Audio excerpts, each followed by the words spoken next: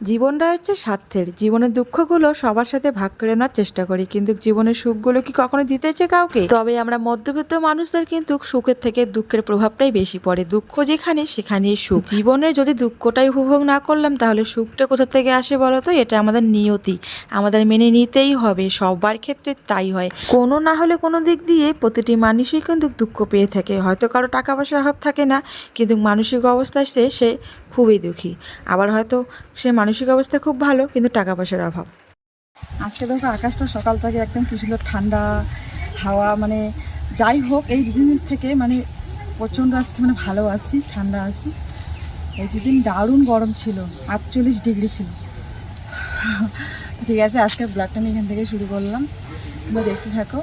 তো উঠোন ঝাড়ু দিয়ে আগে বাসনগুলো বের করে নিলাম, এগুলো বাসন মেজে নিব, মানে এঁঠো বাসন এগুলো সব। তারপরে কিন্তু কালকে রাত্রেবেলা একটা কাঁথা ভিজিয়েছি, আর কাঁথাটা যেহেতু মানে ওই কাঁথাটা গায়ে দেই, এর জন্য কাঁথাটা সকালের দিকে ধুয়ে দিব, রাত্রেবেলা শুকোইলেই ভালো হয়। কারণ কোনো সময় যদি বৃষ্টি হাওয়া হয় একটু ছেলের গায়ে দিতে হয়, আমাদের তো দরকার পড়ে না, যা গরম আমাদের কাঁথাটা কোনো প্রয়োজনই পড়ে না। তো যাই হোক এই কাঁথাটা কালকে ভিজিয়ে রেখেছি রাত্রেবেলা, আজকে সকালের দিকে ধুয়ে দিব।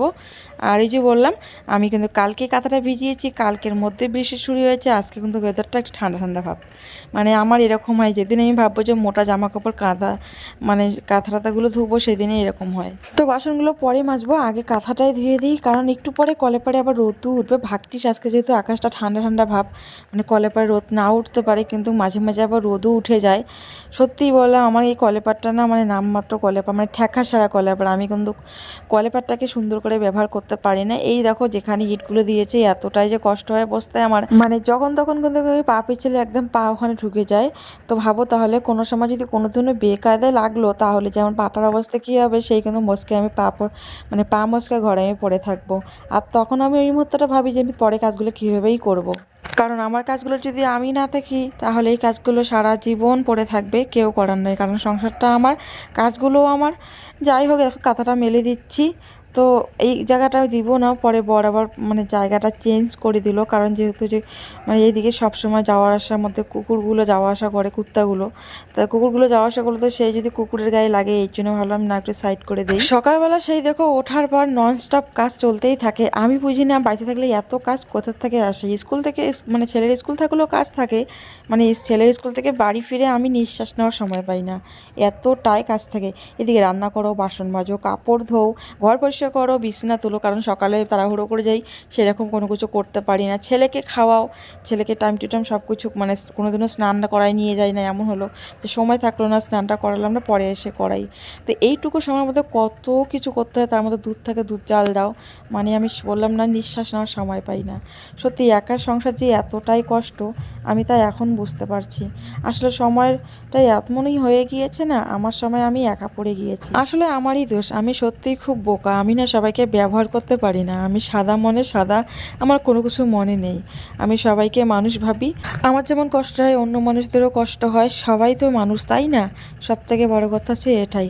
আর আমি না নিজের সাথে কাউকে ব্যবহার করতে পারি না, এটাই আমার সব থেকে বড়। আমি চাই না এরকম করতে, আমি নিজের মনে নিজে থাকতে চাই। সত্যি বললাম আমি সারা জীবন খেটে কষ্ট করে মানে খাইতে চাই, কিন্তু আমি কারো ভরসায় কাউকে আমি ব্যবহার করতে চাই না, কারো সাথে আমি নিজেকে মানে নিজের সাথে আমি অন্যকে ব্যবহার করতে চাই না। কালকে হাত কেটে গিয়েছি, তুমি আবার ছুরি ধরছো কেন? ছুরি রেখে দাও, রেখে দাও। সব সময় বদমাশি ওর। আর এখানে দেখো আমরা নিয়ে বসেছি কলা বিস্কুট খাবো আজকে। কলাগুলো না একদম মানে নষ্ট হয়ে যাচ্ছে, কালকে নিয়ে এসেছে, যা গরম পড়েছে এই জন্য কলাগুলো মানে খেতে হবে। আর এদিকে বসিয়েছি ভাত, সিদ্ধ ভাত।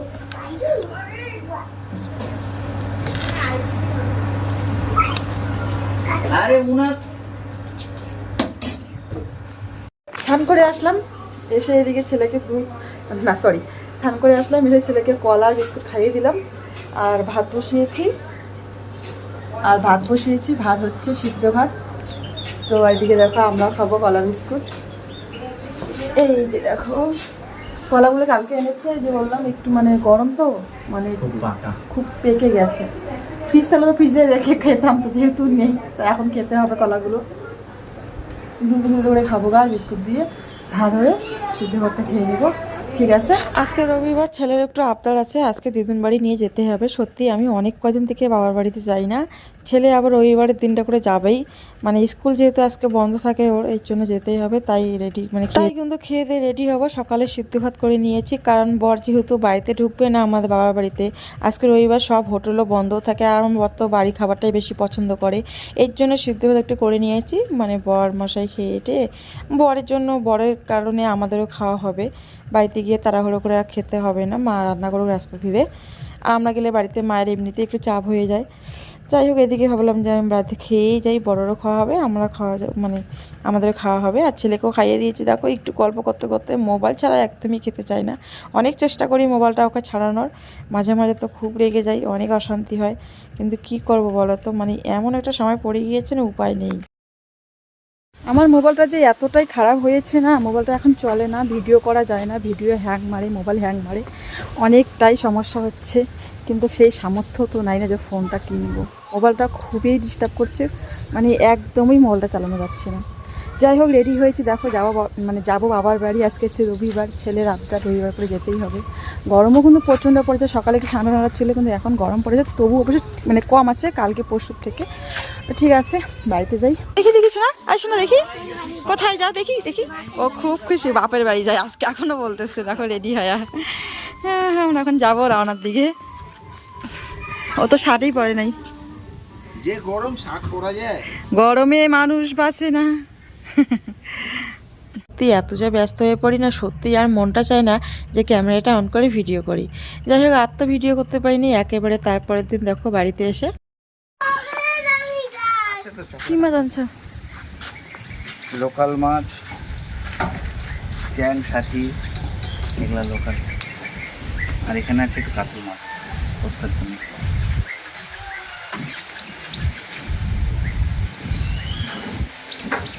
চলো লাইগে পড়ি দুইজন মিলে চা। আমি এগুলো করতে পারবো না, আমি এখনো আসি তো পর্যন্ত চা। সকালে খাওয়া হয় নাই, খিদা পেয়েছে, মাথা ঘুরতেছে। একটু শাক টাক নিয়ে আসতে পারলে বাজার থেকে? শাক তো আছে, কোন শাক আছে? পাট শাক। নিয়ে আসতে পারতে। খাবা আনবো? তোমার কোনো বিবেক আছে? 12টা বাজে তুমি এখন আবার পাট শাক আনতে যাবা? কত ফল? দরকার নেই, নিজের কোনো বিবেক বুদ্ধি নাই, বলে দিতে হয় সব কিছু। আজকে দেখো আকাশের পরিস্থিতি, আকাশটা সুন্দর, কিন্তু এত যে রোদ উঠেছে, রোদের পরিমাণটা আজকে ভীষণ। এলো না। সেই রোদ উঠেছে, এত রোদ উঠেছে। নিয়ে এসেছে দেখো মাছ, রান্না করতে হবে। ঠিক আছে, যা হবে কি দিয়ে হবে দীপা? বই কচু, আমরা তো বই কচু বলি, তোমরা কি বলে জানি না, তোমরা কি বলো জানি না, আমরা বই কচু বলি। এই যে গোল গোল কচুগুলো, অনেকে গাঠি কচু বলো, অনেকে অনেক নাম চেনো, কিন্তু আমরা বই কচু নামে চিনি। গ্যাসে রান্না করি। মাছ মাথাগুলো করে কাটি। দেখো মাছ কখন পরিষ্কার, এগুলো মাছ অবশ্য পরিষ্কার করতে সময় লাগে। ওই বাবরে কমল লেগে গেছে, কখন দেখো কখন লেগে গেছে। কমল লেগে গেছে। একটুখানি খাইতে গেলে তো একটু অনেক পরিশ্রম করতে হয়। একটুখানি খাওয়া কিন্তু অনেক পরিশ্রম, খেতে গেলেই পরিশ্রম। এটা আবার ধোয়ার পর রান্না হবে, বান্না হবে, কত কিছু যে হবে। কি দিব? বড় অনেকগুলো পটল নিয়ে এসেছে। সেই পটলগুলো কি করি বলো তো, ভাজা করার পর গরম গরম ভালো লাগে, কিন্তু ঠান্ডা হওয়ার পর না একদমই খেতে মন চায় না। ছেলে দেখো পটল ভাজা দেখা মানে থালা নিয়ে আসে, ভেবেছে খাবে, কিন্তু এত লঙ্কা দেখে পরে আবার খাবে না। এখানে কি কি আছে দীপা? পটল, পেঁয়াজ, লঙ্কা, শুটকি মাছ, তারপর রসুন। রসুন। আর এদিকে বাততে লেগে গেছে, এই যে বাততে লেগে গেছে। শিলবাটা দিয়ে মানে মানে রাজা রাজা রাজা বলে না কি বলে, পটু কি ভালো শিলবাটা বাটতে পারো। আমাদের বাড়িতে প্রত্যেকটা সবজি শিলবাটা দিয়েই হয়, যে কোনো, তাই না? এখন একটু বেশি এনার্জি হবো, কারণ একটু আগে শরবত খেলাম, শরবতও বানিয়ে দিয়েছে একদম বেশ ঠান্ডা। এত গরম পড়েছে, অনেক চাটনি হবে তো, অনেক। হ্যাঁ এত একেবারে মানে রাত্রে খাবো, দুপুরে খাবো, রাত্রে খাবো। খিদা পেয়েছে? আমার নাকি খুব জোরে খিদে পেয়েছে। তাই এটা করে নেই বাবা, তোমার তরকারি হচ্ছে, ওর জন্য ওর আলাদা করে তরকারি হচ্ছে এদিকে। এই যে ওর তরকারি হয়ে যাচ্ছে, মাছের ঝোল, কাতলা মাছের ঝোল। ব্যাস। আরে বাপরে বাপরে, পড়েই গেলাম।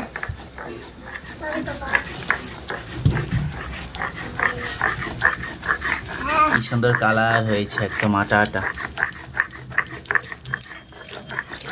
এই জলটা দিস না এখানে। এই যে দেখো মাছ একদম না পিছানো, মাছটা একদম ভাঙিয়ে নিয়ে দিয়েছি।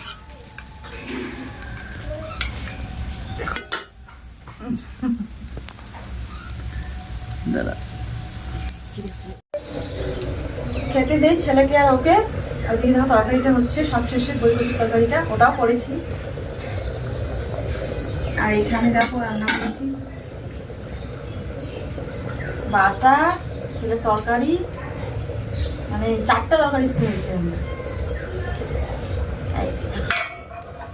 চল খাস না বলছি তো।